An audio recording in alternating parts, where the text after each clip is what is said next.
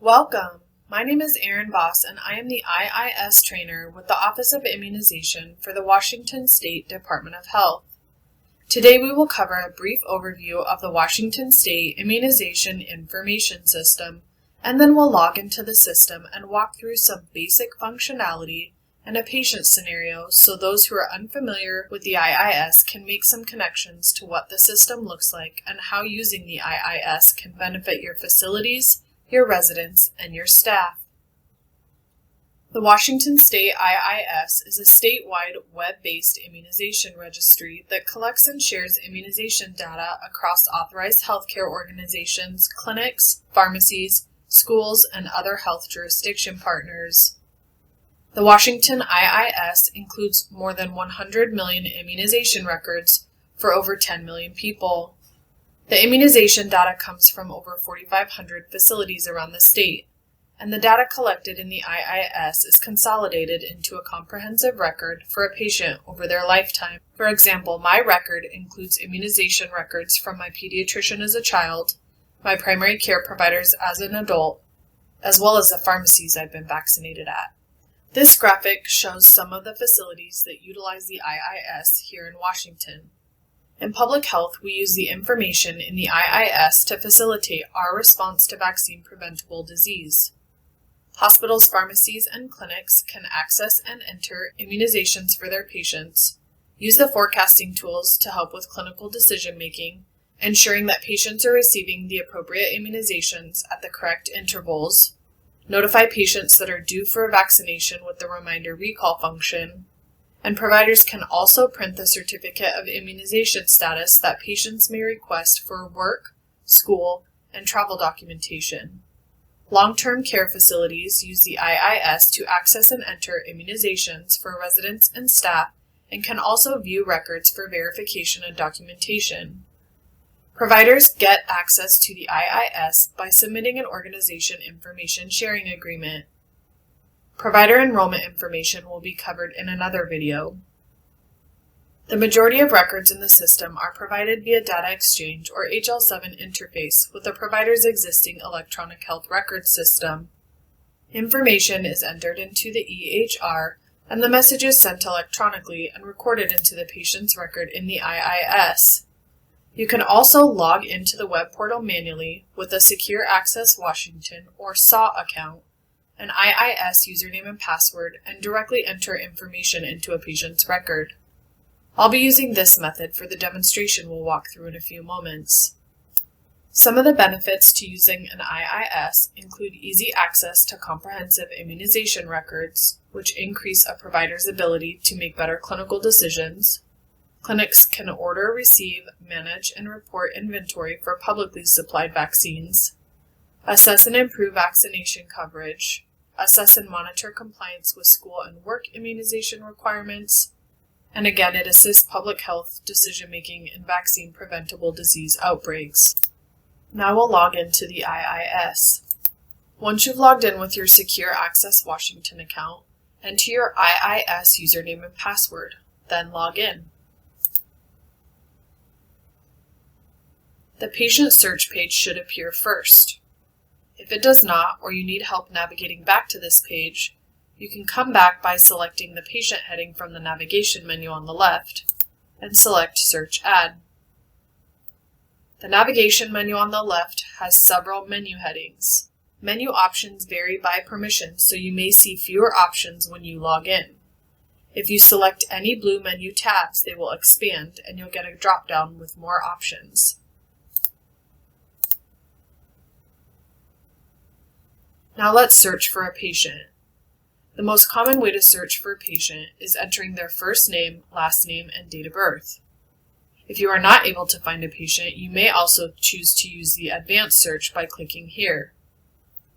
When adding a new patient, you must search first, then click here to add a new patient to the system. Now I'll enter the patient's first and last name and date of birth. Then we'll select Search. To select a patient from the patient search results, hover over the line for that patient and click. This will bring up the patient demographics page.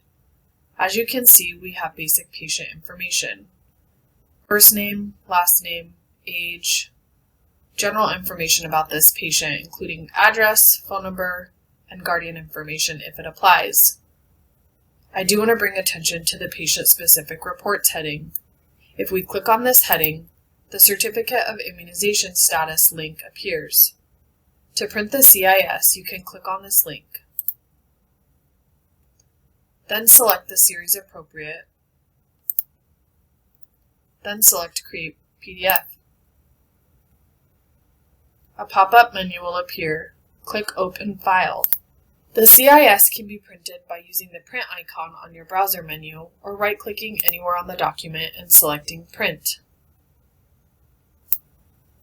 To view vaccinations for this patient, you can do so by selecting the Vaccinations menu heading from the navigation menu on the left, then selecting View Ad.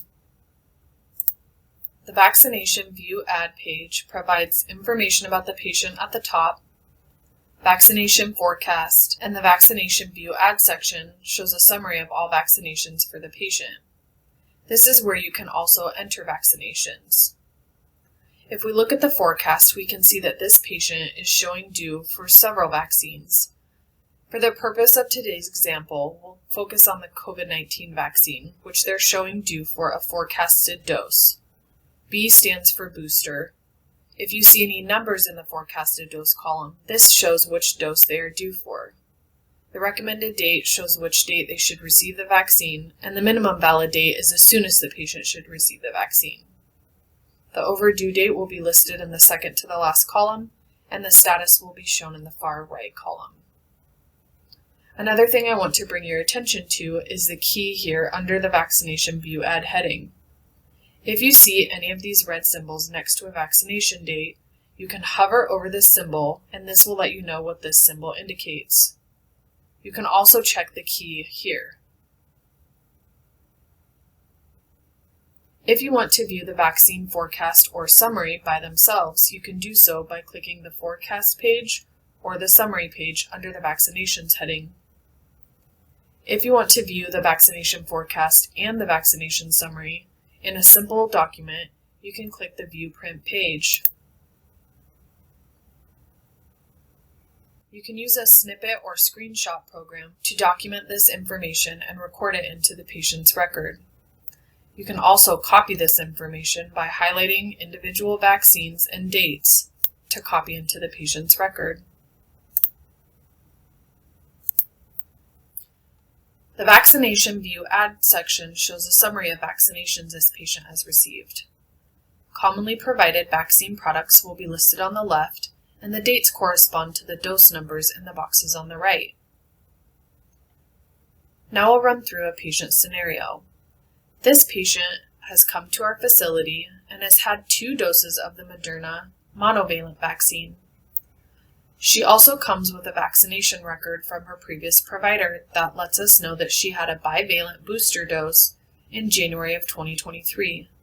We'll enter this dose for her now. To the right of the vaccine product, enter the administration date. Since we are entering a historical vaccine for this patient, the date I'm going to enter is from her vaccination record. She received a Moderna bivalent dose on January 5th, 2023.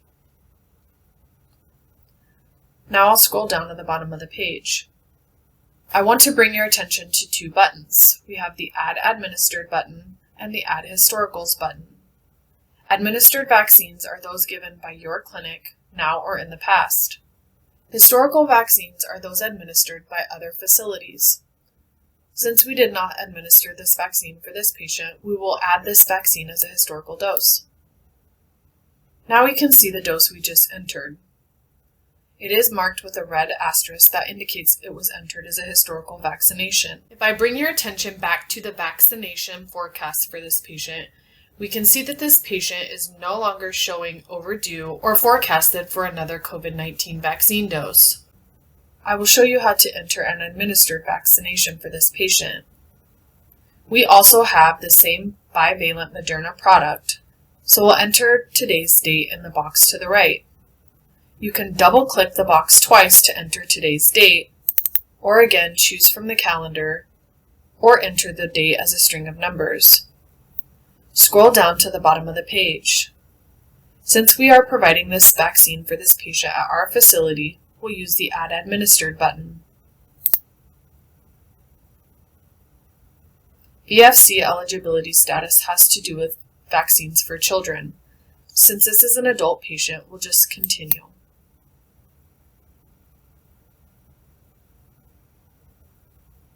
We can see the vaccine product on the very top line, and the administration date is today, June 30th, 2023.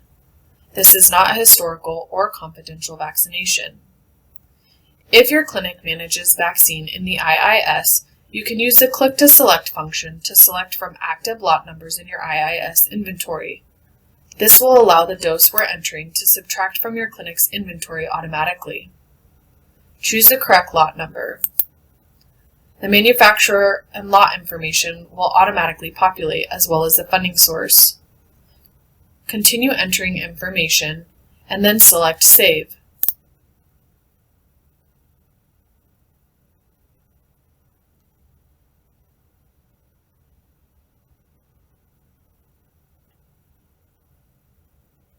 Here is the dose we just entered, as administered by our clinic, and here is the dose our clinic entered as a historical dose, which was provided by another clinic. If you click on any of the dates in the Vaccination View Add section, it will pull up the Vaccination Medicine Detail page, which will provide information specific to this vaccine. If you need to edit any information other than the vaccine product or the date administered, you can do so by clicking the Edit Record button in the bottom right corner of the page. Let's continue since this is an adult patient. If any of the information needs to be edited, you can do so here. Let's say, for this example, that we selected the incorrect lot number and need to edit this. Use the Click to Select function to choose the other lot number from your inventory, make any other necessary adjustments, and select Submit Changes. If the vaccine product or date administered is incorrect, the vaccine will need to be deleted and re-entered on the Vaccination View Add page. You can delete the vaccination record by using the Delete Record button here. You can also add or edit any adverse reactions. The IIS has a lot more functions than what I've shared with you today, including scheduling reports and managing inventory, including orders and transfers. But for the sake of time, we'll go ahead and end there. Provider enrollment resources can be found at the link at the top of the page. For general IIS account help, please contact the help desk. For training and troubleshooting guidance, please email the IIS training team at iis.training@doh.wa.gov. You can visit the IIS training materials portal for quick reference guides and other short training videos. You can also visit the IIS YouTube channel, which also has training videos, as well as previously recorded webinars. Thank you for watching this video on the Washington State Immunization Information System for long-term care providers.